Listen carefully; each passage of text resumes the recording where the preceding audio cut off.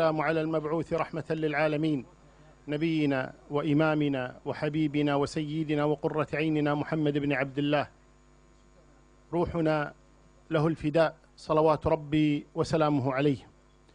أشكر أخي أبا عبد الله حفظه الله تبارك وتعالى على عقد مثل هذه الندوة المباركة، وأسأل الله تبارك وتعالى أن ينفع بها وأن يشكر للحاضرين جميعا من متكلمين أو مستمعين.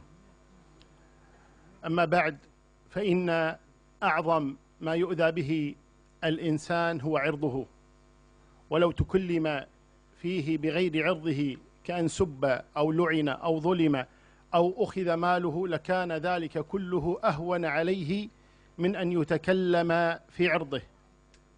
فكيف إذا كان هذا العرض هو عرض محمد صلى الله عليه وآله وسلم، هذا العرض الذي هو أطهر عرض على وجه الأرض، أطهر عرض عرفته البرية.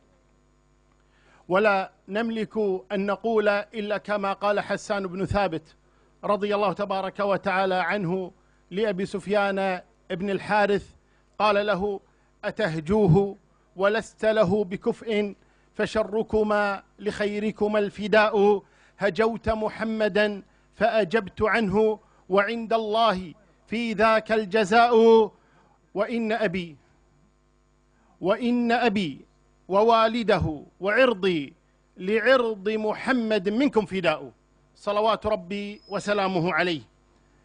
إن الوقت لا يسمح بأن نطيل الكلام في مثل هذا الموضوع، ولكني أريد أن أنبه إلى أمر مهم جدا، ألا وهو أن عائشة أمنا رضي الله تبارك وتعالى عنها وأرضاها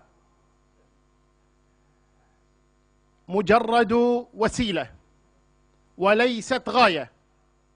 هم لا يريدون عائشة، وإنما يريدون محمدا صلى الله عليه وسلم، يريدون دينكم، يريدون الإسلام، ولكنهم لا يمكنهم أبدا أن يطعنوا برسول الله صلى الله عليه وسلم مواجهة، وإنما يتسللون للطعن في دين الله تبارك وتعالى عن طريق هذه الوسائل. ففي يوم يتكلمون عن أبي هريرة، وفي يوم يتكلمون عن أبي بكر أو عمر أو عائشة أو غيرهم من أصحاب النبي صلى الله عليه وآله وسلم، وهؤلاء هم نقلة الدين، هم نقلة القرآن والسنة، والطعن في هؤلاء للوصول إلى تلك الغاية الخبيثة، ألا وهي الطعن في دين الله تبارك وتعالى، والطعن في رسول الإسلام صلوات ربي وسلامه عليه. والله الذي لا إله إلا هو، إن هؤلاء الطاعنين في عرض النبي صلى الله عليه وسلم هؤلاء شر من اليهود والنصارى وألعن منهم، لأنهم يتلبسون بلباس الإسلام، والإسلام منهم براء. ففداء لك أرواحنا وأموالنا ونساؤنا وأعراضنا يا أم المؤمنين.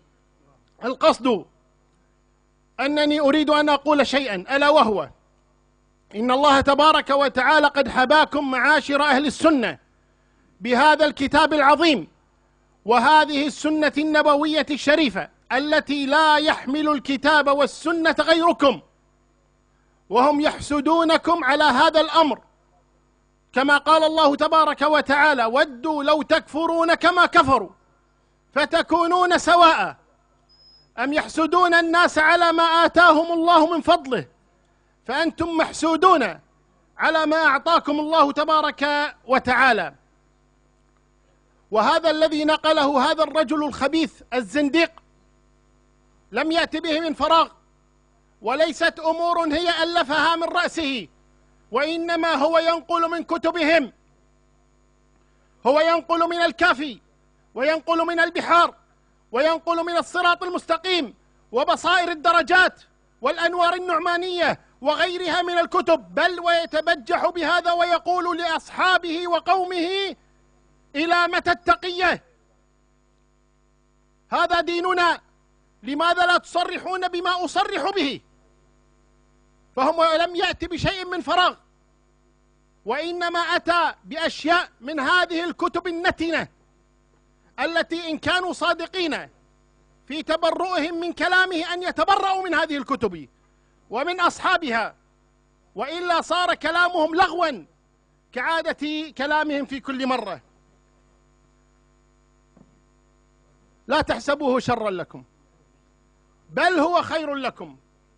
إي والله الذي لا إله إلا هو، نزلت هذه الآية في أمنا عائشة، واليوم تقال في أمنا عائشة، فنقول لها كما قال ربنا تبارك وتعالى: لا تحسبيه شرا لك بل هو خير لك يا أمنا، رضي الله تبارك وتعالى عنها وأرضاها.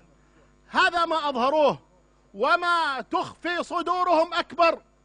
والله الذي لا إله إلا هو، إنما تخفي صدورهم أكبر وأعظم من هذا الذي قاله هذا الخبيث. نعم، كما قال أخونا أبو عبد الله: أراد أن يعرف، أراد أن يدخل التاريخ، فنقول له: نعم، هنيئا لك دخلت التاريخ من باب بول الأعرابي الذي بال في بئر زمزم، فلما قيل له قال: أردت أن أعرف، فنقول له: عرفته، ولكن بلعن الناس لك وسبهم ودعائهم عليك. وأنا أقول من هذا المكان كما قال موسى صلوات ربي وسلامه عليه وهارون لفرعون، داعيين الله تبارك وتعالى: ربنا اطمس على أموالهم واشدد على قلوبهم فلا يؤمنوا حتى يروا العذاب الأليم. اللهم آمين. هذا ما عندي، والله أعلى وأعلم، وصلى